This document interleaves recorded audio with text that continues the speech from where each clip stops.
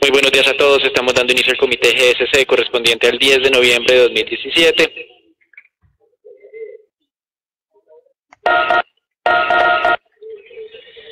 En datos económicos tenemos cifras de producción industrial en algunos países europeos. Francia, crecimiento del 3.2%, muy en línea con lo que el mercado había anticipado en términos de aceleración luego de un mes de agosto relativamente débil. En Reino Unido, crecimiento también superó lo que el mercado había anticipado, 2.5% frente a una expectativa de 1.9%. Balanza comercial del Reino Unido moderó significativamente su déficit, que para este país pues es un tema ya estructural, 2.7 billones de libras esterlinas en déficit frente a una expectativa de mercado alta de 4.3, inducida por un número exageradamente malo del mes de agosto.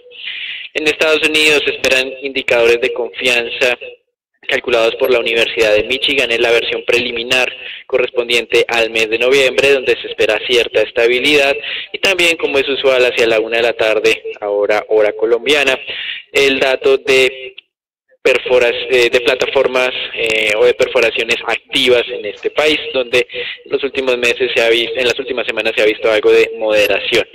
Por otro lado, en América Latina se dio a conocer cifras de inflación en Brasil, pasando del 2.54 al 2.70, el mercado esperaba un incremento aún más fuerte a niveles del 2.76. En México, cifras de producción industrial. Y en Colombia también tendríamos esos indicadores de industria y de comercio. El mes pasado las cifras fueron muy débiles, mostrando que esa recuperación económica no está llegando con la fuerza que el gobierno había anticipado. Para finalizar, algunos indicadores en este fin de semana, sobre todo de oferta monetaria en China. Y en los anuncios puntuales, ese acuerdo del TPP, de cual Estados Unidos se excluyó por iniciativa del presidente Trump y al cual China quiere ingresar. El día de ayer estuvo dando varios titulares con base pues en los resultados de las reuniones que se han venido desarrollando en Vietnam. Estos 11 países que hacen parte de la APEC, donde las dos principales economías son Japón y Canadá, aparentemente o inicialmente habrían alcanzado ya unos principios de acuerdo que fueron anunciados por el ministro de Hacienda, o el secretario de Economía más bien, mexicano, Ildefonso Guajardo. Sin embargo, esto fue desmentido casi que inmediatamente por su par canadiense, diciendo que no habían alcanzado ningún tipo de acuerdo definitivo. La posición japonesa también fue un poco ambivalente, inicialmente celebrando los avances, pero posteriormente reconociendo a través del ministro de Finanzas que la posición canadiense no había, digamos, participado, no había aprobado esos convenios, por lo que se suspendió hoy una reunión adicional que se tenía en Vietnam. Acá las declaraciones o las intenciones de comercio japonés buscan alcanzar un acuerdo con estos países, pero pues el día de ayer fue un fuerte revés para esta intención. Al mismo tiempo, lo que quiere evitar Japón es la intromisión de China o el incremento de la influencia de China en la región pacífica, algo que pues China no está de acuerdo en permitir. El día de ayer el mismo mandatario chino Xi Jinping manifestaba básicamente que ellos iban a cooperar con la APEC y en este tema del TPP todo lo que quieran. Con relación a este tema, hay algunos críticos de Trump que la exclusión de Estados Unidos de este tipo de acuerdos le estaba abriendo el espacio a China para que incrementara su influencia internacional. Y en este tema de China hay dos anuncios. El primero de ellos tuvo que ver con la reunión entre Trump y Xi Jinping, donde se firmó unas intenciones de inversión más que acuerdos formales como tal entre compañías chinas y estadounidenses por cerca de 250 billones de dólares. El presidente Trump ha presentado esto como una de las soluciones para reducir ese comercio desequilibrado o injusto más bien que mantiene China con los Estados Unidos. La revista The Economist informó o considera por su parte que de una u otra forma, confirma o sin firma, ese tipo de negocios que se estaban anunciando el día de ayer se iban a efectuar, desestimando obviamente la labor desempeñada por el presidente estadounidense. Y en este frente de negociaciones que ha mantenido China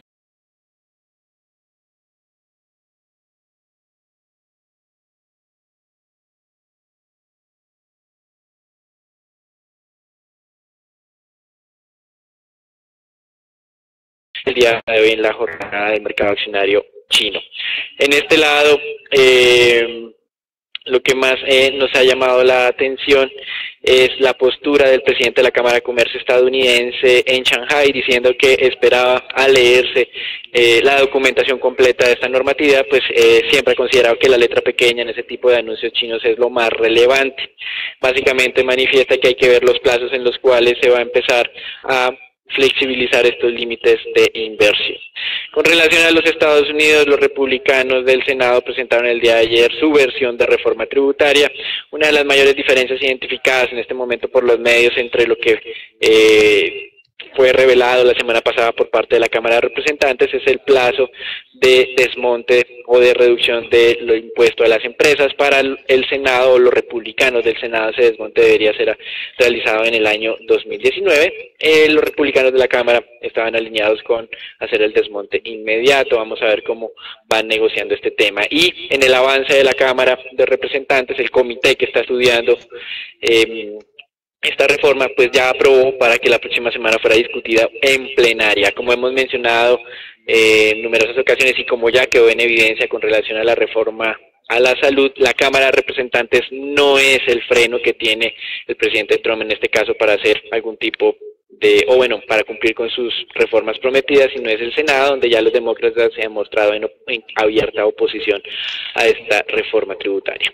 Pasando a América Latina, como manifestábamos, el tema de inflación al consumidor, con un ascenso un poco menos fuerte de lo que había anticipado el mercado, y al mismo tiempo se anunció una recompra de bonos globales 2019, por cerca de 1.82 billones de dólares. En México la inflación se mantuvo prácticamente inalterada, pasando del 6.35 al 6.37, el mercado esperaba un descenso al 6.34 y el Banco Central, tal y como el mercado había vaticinado, mantuvo la tasa de referencia inalterada en el 7%. Lo más relevante de el comunicado aparentemente fue la alusión a la posible finalización del TLCAN con los Estados Unidos y el impacto que tendría esto en una eventual depreciación del peso mexicano y por lo tanto de nuevas presiones inflacionarias futuras. Con relación a Perú, el Banco Central redujo la tasa de referencia en 25 puntos básicos, sorprendiendo a la mayoría del mercado, y en Venezuela PDVSA aparentemente no solamente ha presentado retrasos con el gobierno ruso y chino, sino también tiene retrasos de pagos con obligaciones con una empresa estatal india, ONGC. Esta empresa habría realizado una inversión en este país y está esperando los dividendos de esas inversiones por cerca de 540 millones de dólares. En este caso, aparentemente el gobierno venezolano utilizando a empresas rusas para ir triangulando los pagos a compañías de la India. Y en una nueva demostración de improvisación por parte de la administración Maduro, se ha prometido que el vicepresidente no participará en las negociaciones de reestructuración, teniendo en cuenta la advertencia que hizo el Departamento de Estado de los Estados Unidos de hacer negociaciones con personas incluidas en listas negras. En este tema, pues hasta el momento se creía que la reunión del día de hoy no iba a ser fructífera, teniendo en cuenta la poca participación que tendría por parte de inversionistas internacionales. En el frente del pago de la semana pasada de los bonos venezolanos, la compañía de custodia de TC anunció que empezó a recibir los recursos correspondientes al principal, pero no a los intereses, así que toca ver qué decide el ISDA frente al evento de incumplimiento o no por parte de los bonos venezolanos. Eso es todo por ahora, lo dejamos con Agustín.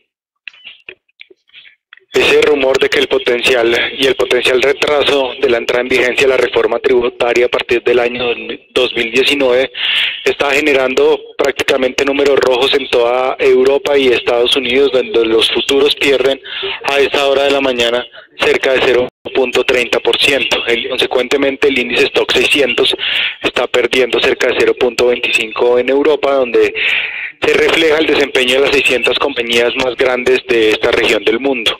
Los sectores que más están golpeando esta mañana, pues el sector de consumo perdiendo cerca de 0.50% en compañía del sector salud.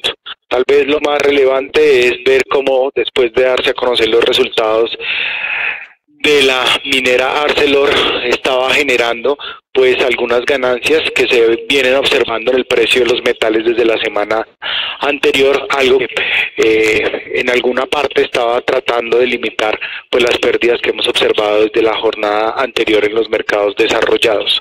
A la fecha, cerca de 460 compañías que hacen parte del índice Standard & Poor's 500 han entregado resultados. De las mismas, cerca de 76,5% han sorprendido de manera favorablemente a las estimaciones de los analistas. Ya prácticamente entramos entonces a la etapa final de esta entrada de resultados del tercer trimestre del año 2017.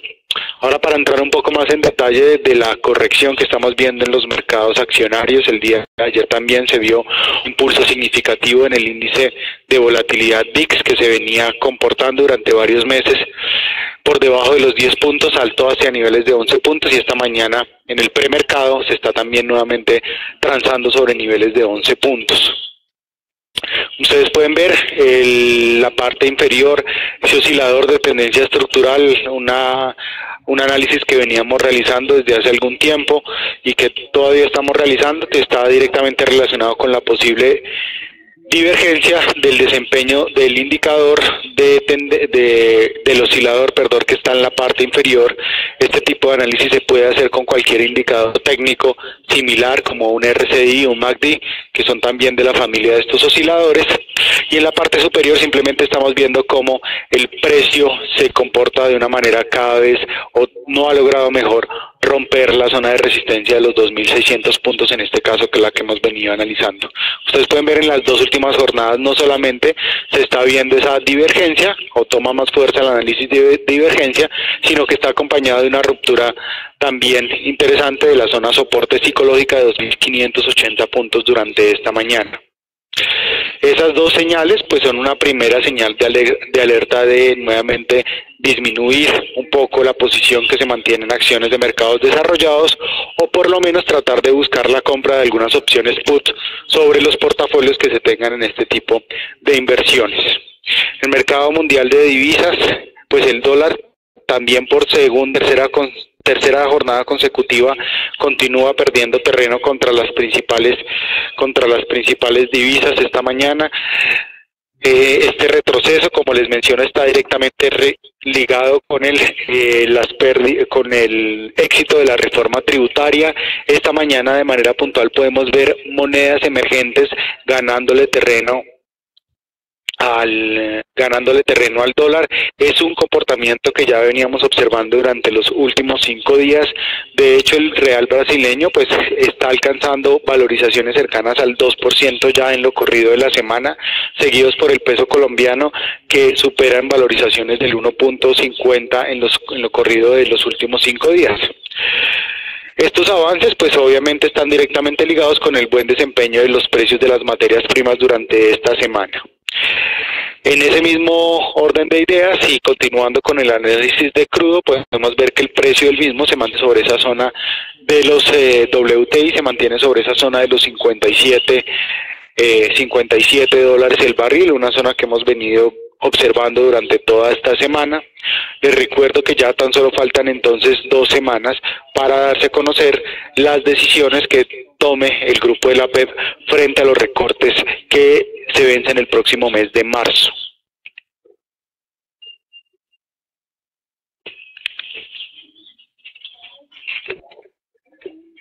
Muchas gracias, Agustín. Con relación a los títulos de renta fija, estamos observando nuevos pérdidas el día de hoy, no tan fuertes como la jornada de ayer. Recuerden que ayer estábamos viendo al comienzo del mercado entre 3, 4, incluso 5 puntos básicos de incremento en la rentabilidad exigida. Hoy la norma está más cerca entre los 1 y 2 puntos básicos, con algunas excepciones como son España, Italia y Portugal, es decir, periferia europea. Con relación pues a lo que son los títulos alemanes, estamos viendo en cierta medida que el día de ayer son uno de los que lideraron las pérdidas entre los diferentes mercados de referencia, y esto aparentemente impulsado por esa revisión al alza de la proyección de crecimiento que hizo el día de ayer la Comisión Europea. Aquí lo que toca ver entonces es las decisiones que pueda hacer el Banco Central Europeo con base en esas mejoras de perspectivas tanto para el año 2017, 18 y 2019. Con relación pues a lo que es los Estados Unidos, la jornada ha sido relativamente tranquila, teniendo en cuenta hoy el Día de los Veteranos, que si bien es cierto, no es como un feriado para el sector privado, sí lo es para el sector público, por eso se pierde un poco de referencia en este mercado durante el día de hoy. Hasta aquí el reporte internacional, damos entrada al informe Colombia, donde pues el día de hoy tenemos las publicaciones de las cifras de producción industrial, ventas minoristas, mercado un poco más optimista con relación al tema de comercio. Sin embargo, FENALCO, que es la agremiación de comerciantes, publicó el resultado de la última encuesta entre sus afiliados, mostrando un deterioro en las expectativas para el mes de octubre. Si bien es cierto, aquí lo que vamos a tener por parte del DANE son cifras de septiembre, esta encuesta actualizada del mes de octubre es muy diciente. Las expectativas favorables futuras se redujeron en cerca del 7% y las expectativas negativas futuras aumentaron en cerca de un 3%. Y por otro lado, ANIF reconoce que difícilmente la economía colombiana alcanzará el pronóstico de crecimiento que tiene la entidad de 1.8%. Además, anunció que el pronóstico para el próximo año es del 2.3%. ANIF es tal vez una de las entidades menos optimistas en términos de recuperación, y decimos entre comillas menos optimistas porque el mercado tampoco es que esté esperando una fuerte reacción de la economía colombiana. Recuerden lo que hemos manifestado, rango esperado para el mercado va del 2.5 al 2.7, GCC estamos pegados al 2.5, el gobierno tiene una expectativa de crecimiento año 2018 del 3%. Hasta aquí los informes macroeconómicos, los dejamos con Natalia.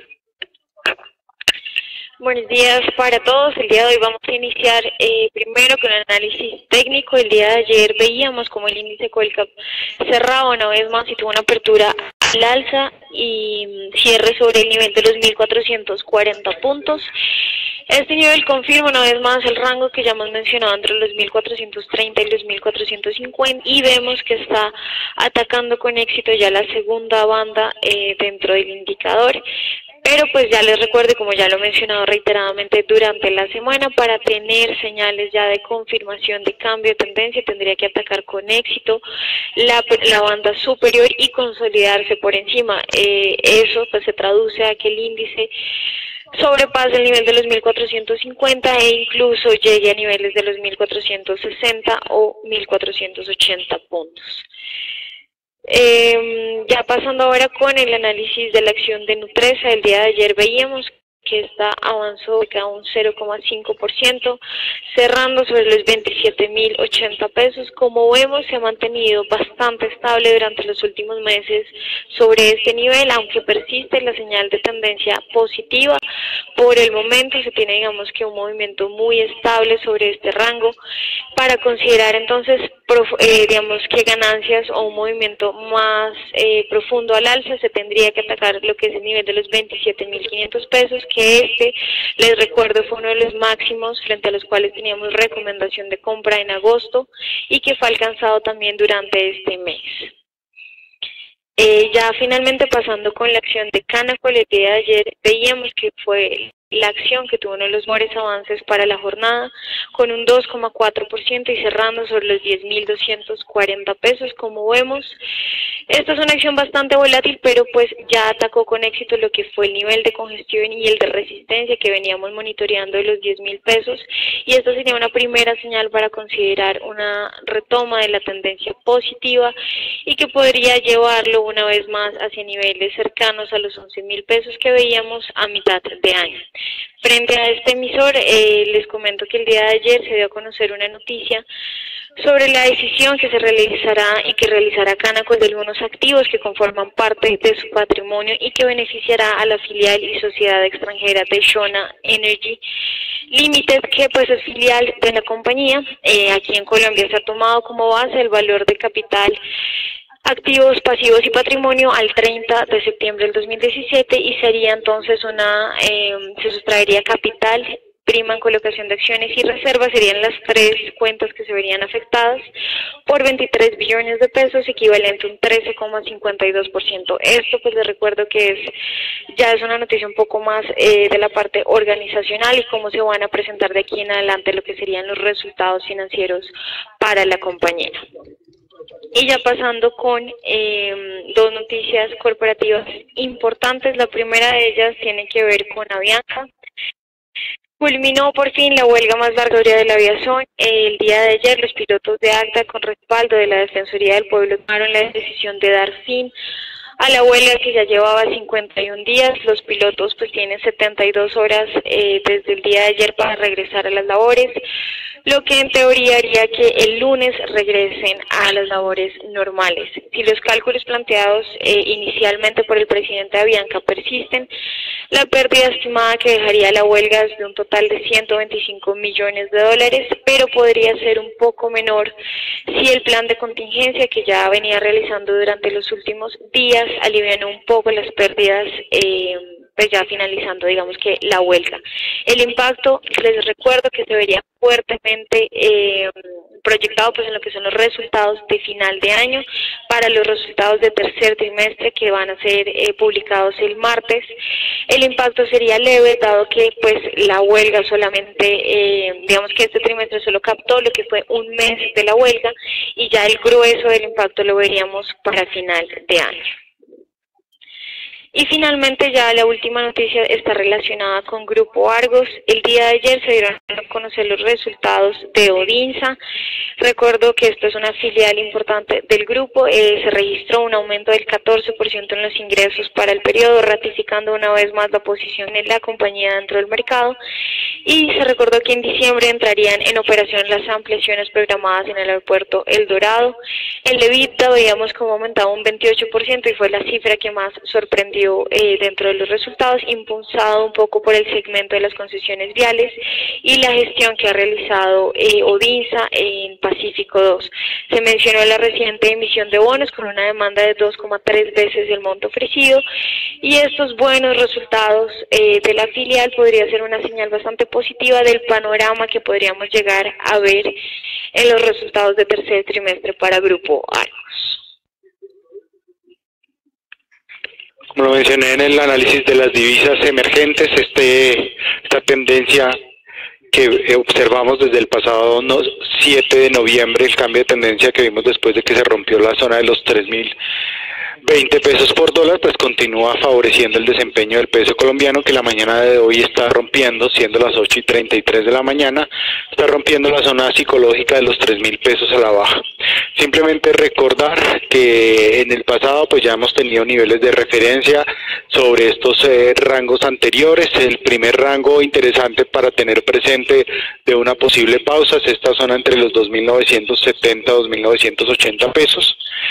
Y más abajo es algo que podría presentarse si esta tendencia continúa durante la próxima semana, la zona de los 2.958, 2.950 pesos por dólar. En la parte alta, simplemente mantener observación sobre la zona de riesgo si llega a presentarse una consolidación arriba de los 3.030 pesos por dólar. Consecuentemente, en el mercado de deuda pública, después de haber roto con éxito esa zona de riesgo también al alza que fue visitada sobre el 6.38, 6.40%, pues estamos entonces viendo la continuidad de esa tendencia también bajista, que fue bajista en términos de tasa, que fue alertada ya desde el pasado 7 de noviembre. Y pues aunque no hemos visto una valorización excesiva, y esto obedece, como les había mencionado anteriormente, a la solidez de esta zona entre 6.35 y 6.30%, que tal vez le generaría algo de dificultad a los operadores para poder continuar con esa tendencia favorable que se está presentando por lo menos en el corto plazo en los títulos de deuda pública colombiana. Y también pues les recuerdo la situación política y los eventos que hemos observado en el exterior, donde por el contrario estamos viendo desvalorizaciones generalizadas de los bonos gubernamentales. Aquí damos por finalizado el comentario. Les recordamos conectarse todos los días a las 8 de la mañana.